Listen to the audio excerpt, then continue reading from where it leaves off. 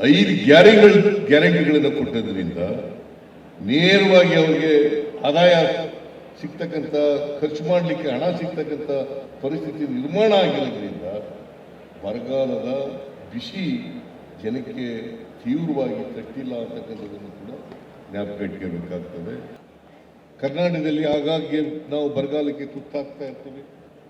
ಈ ವರ್ಷನೂ ಕೂಡ ಭೀಕರವಾದಂಥ ಬರಗಾಲ.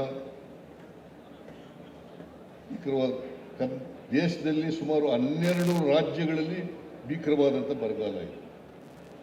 ದೇಶದಲ್ಲಿ 12 ರಾಜ್ಯಗಳಲ್ಲಿ ಭೀಕರವಾದಂಥ ಬರಗಾಲ ಇದೆ. ಕರ್ನಾಟಕದಲ್ಲೂ ಕೂಡ ಇದೆ.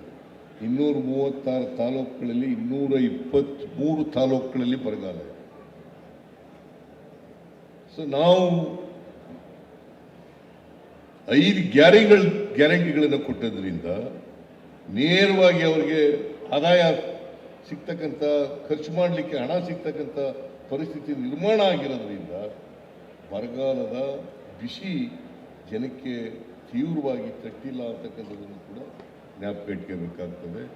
ಇಂಥ ಬರಗಾಲ ಆಗಿಂದಾಗೆ ಬರ್ತಾ ಇರ್ತದೆ. 3 ವರ್ಷಕ್ಕೊಮ್ಮೆ, 4 ವರ್ಷಕ್ಕೊಮ್ಮೆ ಬರ್ತಾ ಇರ್ತದೆ. ಇಂಥ ಸಂದರ್ಭಗಳಲ್ಲಿ ಇವು ಕಡಿಮೆ ಮಳೆಯಲ್ಲಿ ಕೃಷಿ ವಿಜ್ಞಾನಿಗಳು ಕೂಡ ಇದನ್ನು ಆಲೋಚನೆ ಮಾಡಬೇಕು, ಗಂಭೀರವಾಗಿ ಚಿಂತನೆಯನ್ನು ಮಾಡಬೇಕು. ಇದನ್ನು ಇಡೀ ದೇಶದಲ್ಲಿ ಚರ್ಚೆ ನಡೀಬೇಕಾಗ್ತದೆ.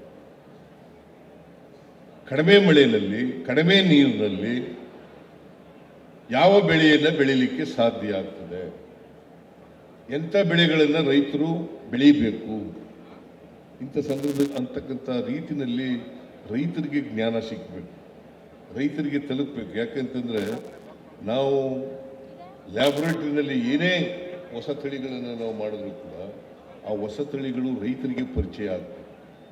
ಲ್ಯಾಬೊರೇಟರಿನಲ್ಲಿ ಇದರ ಪ್ರಯೋಜನ ಆಗುತ್ತೆ. ಲ್ಯಾಬ್ ಟು ಲ್ಯಾಂಡ್ ಅಂತ ನಾವು ಹೇಳ್ತೀವಿ.